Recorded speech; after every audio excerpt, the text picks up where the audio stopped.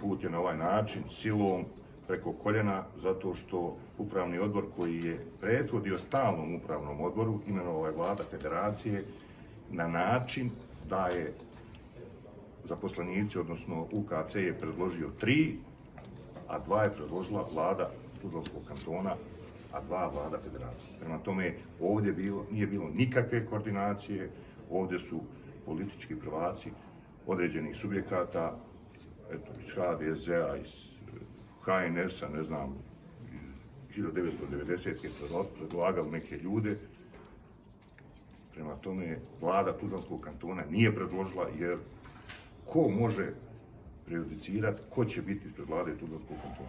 Šta imamo nakon današnje skupštine? Da budemo jasni građanima, evo, šta ćemo... Imamo odluku stavljenu van snage i ovlaštenje vlade Tuzlanskog kantona da imenuje upravni odbor, zato što je ona nadležna za to, i da se otvore pregovori sa vladom federacije na način da se potpiše sporazum. To što drugi neće da potpišu sporazum opstruira uvijek HDZ i HNS, zato što kad se potpisuje sporazum se treba potpisati po nekim kriterijama, broju stanovnika i tako dalje.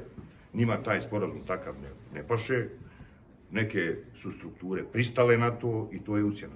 Tome mi želimo sporazum, čisti računi i evo, da budemo iskreni, neka budu svi jednako zastupljeni tome sporazumu. I bolnica u Mostaru, i klinički centar Tuzli, klinički centar, ali ne na uštrb građana Tuzlanskog kantona, pa čak i Sarajevskog kantona.